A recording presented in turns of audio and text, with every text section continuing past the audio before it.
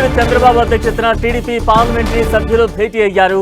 Undavalli CM camp కార్యాలయంలో ఈ నెల 20 నుంచి ప్రారంభం కానున్న పార్లమెంట్ సమావేశాలకు ఎలాంటి వ్యూహాలతో వెళ్లాలని సుదీర్ఘంగా చర్చించారు. పోలవరం ప్రాజెక్టు నిర్మాణ పురోగతి, కేంద్రం నుంచి రావాల్సిన నిధులతో పాటు నిర్వాసితుల పునరావాస కార్యక్రమాలపై సమాలోచనలు చేశారు. అమరావతి రాజధాని నిర్మాణ పనుల పునరుద్ధరణ, మౌలిక సదుపాయాల కల్పన, పెట్టుబడుల ఆకర్షణపై కీలకంగా మాట్లాడారు. పెట్రోలియం రిఫైనరీల ఏర్పాటు, పారిశ్రామిక కారిడార్ల అభివృద్ధి, భారీ పరిశ్రమల ద్వారా ఉపాధి కల్పన అంశాలపై చర్చించిన టీడీపీ పార్లమెంటరీ సభ్యులు నియోజకవర్గాల పునర్విభజన, మహిళా బిల్లు, ఎస్ఐఆర్ అంశాలపై ఎలాంటి నిర్ణయాలు తీసుకోవాలని అభిప్రాయ సేకరణ చేపట్టారు.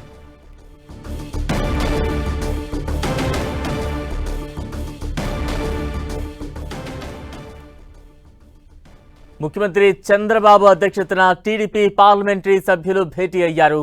ఉండవల్లి సీఎం క్యాంపు కార్యాలయంలో ఈ నెల 20 నుంచి ప్రారంభం కానున్న పార్లమెంట్ సమావేశాలకు ఎలాంటి వ్యూహాలతో వెళ్లాలని సుదీర్ఘంగా చర్చించారు.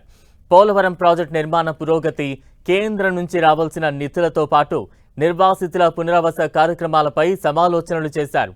అమరావతి రాజధాని నిర్మాణ పనుల పునరుద్ధరణ, మౌలిక సదుపాయాల కల్పన, పెట్టుబడుల ఆకర్షణపై కీలకంగా మాట్లాడుతున్నారు. తాజా అప్డేట్స్ అందించేందుకు మా ప్రతినిధి రవిచంద్ సిద్ధంగా ఉన్నారు. రవిచంద్, బలరాం ముఖ్యమంత్రి చంద్రబాబు నివాసం క్యాంపు కార్యాలయంలో పార్లమెంటరీ పార్టీ సమావేశం 5 గంటల నుంచి కూడా కొనసాగుతుంది. చాలా సీరియస్గా అయితే ఈ సమావేశం జరుగుతుంది. ఎందుకంటే పార్టీకి చెందిన లోక్సభ, రాజ్యసభ సభ్యులందరూ కూడా ఈ కార్యక్రమానికి ఎల్పీ పార్లమెంటరీ పార్టీ మీటింగ్కి హాజరయ్యారు. ముఖ్యంగా లావు కృష్ణదేవరాయలు పార్లమెంటరీ పార్టీ లీడర్గా ఉన్నారు, ఆయన కూడా హాజరయ్యారు.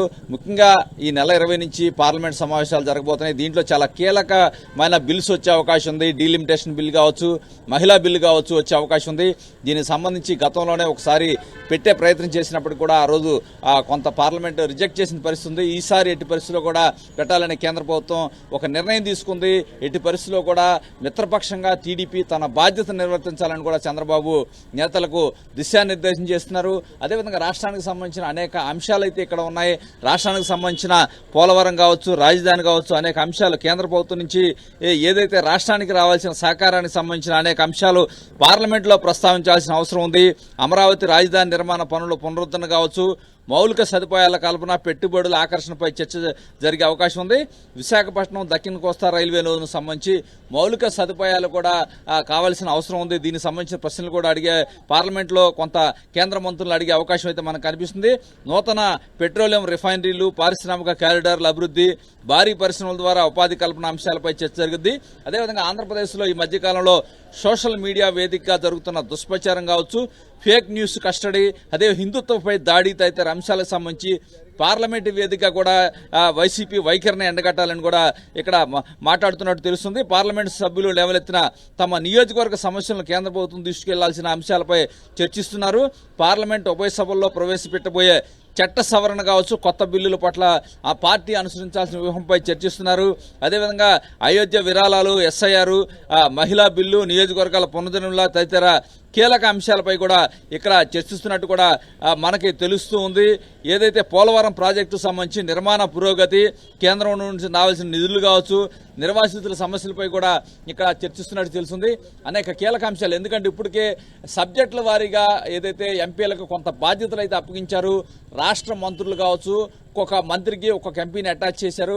వీరంతా కూడా కేంద్ర నుంచి రావాల్సిన నిధుల్ని రాబట్టే అంశం కావచ్చు, కేంద్రంలో వస్తున్న కొత్త స్కీములు, ఆంధ్రప్రదేశ్కి రావాల్సిన వాటాలు కావచ్చు. ఎందుకంటే అభివృద్ధి చెందిన రాష్ట్రాలలో ముందు వరుసలో ఆంధ్రప్రదేశ్ ఉంది. ఈ నేపథ్యంలో తమ పెర్ఫార్మెన్స్ చూపించి నిధులు ఎక్కువ తెచ్చుకునే విధంగా కూడా కృషి చేయాలని ముఖ్యమంత్రి తరచుగా చెప్తున్నారు. కొంత ఎంపీలు కొన్ని చోట్ల కొంతమంది ఎంపీలు పూర్తిగా సహకరించట్లేదనే సమాచారం వస్తుంది. ఈ నేపథ్యంలో వారికి కూడా కొంత చంద్రబాబు అయితే కొంత క్లాస్ పీకే అవకాశం అయితే మనకి కనిపిస్తుంది.